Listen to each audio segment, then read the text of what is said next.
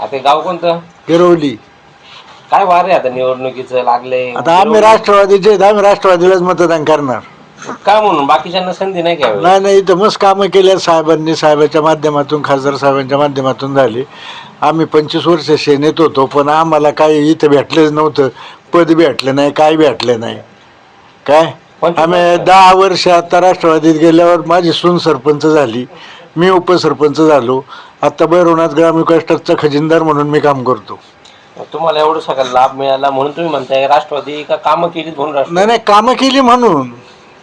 काय काय कामं झाली? काय कामं झाली? कामं अहो, दवाखाना केला, स्मशानभूमीचं झालं, रस्त्यांची कामं झाली, ते साहेबांच्या माध्यमातूनच झाली. मग आता माझी जिल्हा परिषद सदस्य देवीदास दरेकर या भागातून तुम्हीच निवडून दिलते. हा, आम्हीच दिलतं निवडून त्यांना बी. त्यांनी त्यांच्या माध्यमातून काही ठराविक कामं केल्यात. मग त्यांच्यापेक्षा जास्त कामं कोणी केली? साहेबांनी.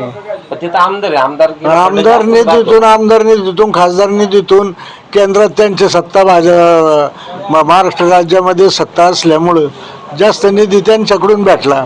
आणि शिवाजीदादा महाराष्ट्र अध्यक्ष आहेत, त्यांनी सुद्धा बरीचशी कामं इथं दिलेली आहेत आणि दिली म्हणण्यापेक्षा केल्यात. तुम्ही म्हणता 25 वर्ष तुम्ही शिवसेनेत होते. हा, तुमच्यातला शिवसैनिक जागा आहे का अजून? जागा आम्ही होतो, पण काही उपयोग झाला नाही त्याचा. आता मला एक सांगा, राष्ट्रवादी काँग्रेसमधून कपिल काळे शिवसेनेत गेले. हा, शिवसैनिक स्वीकारतील का त्यांना? आता सेनेत ते आता काय इकडे तिकडे पळत येतात, हे वर पळत येतात, खाली पळत येतात ना. तशीच दरेकन पण एक काळी राष्ट्रवादीतच होते ते बी. मग त्यांना बी त्यांना साहेबांनी मोठं केलं, ते त्यांना मागून त्यांचे काय विचार पटले नसतील, ते गेले सेनेमध्ये. मग तुमच्या भागातील लोक काय माणूस म्हणून बघतात का पक्ष म्हणून बघतात? नाही ना, आमच्याकडं तसं पाहिलं तर माणूस म्हणून बघतात. या खालच्या विलक्षणला, खालच्या लेवलच्या ग्रामपंचायत असो, पंचायत समिती असो, जिल्हा परिषदला हे, आणि वरचं पक्ष म्हणून करतात, पण खाली आहे ना हे माणूस म्हणून करतात. तुम्ही समजा राष्ट्रवादीचे कार्यकर्ते म्हणून जर बोलत असेल, मला एक सांगा, 2 राष्ट्रवादी एकत्र येण्याची चर्चा चालू आहे. काय वाटतं, दोन्ही राष्ट्रवादी एकत्र झाल्या पाहिजे का? झाल्या पाहिजेत ना.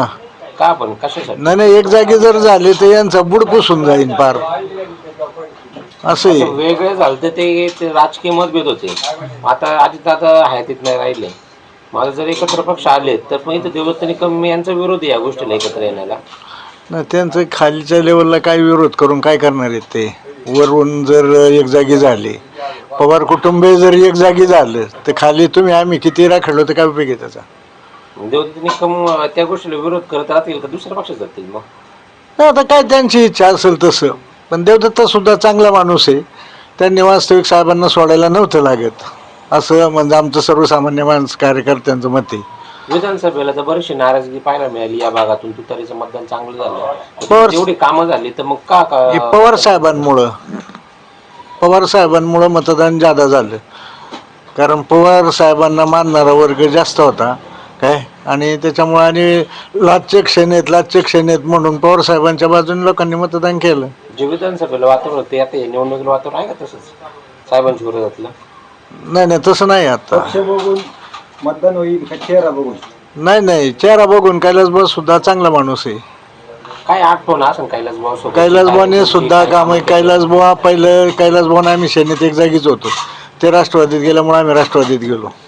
आता कैलासभाऊ बद्दल बोलताना बरीचशी चर्चा होती की ते जुने शिवसैनिक आहे, त्याच्यामुळे. नाही, आम्ही जुने शिवसैनिक आहेत, पण आता ते राष्ट्रवादीत गेले तर आम्ही त्यांनाच मतदान करणार ना.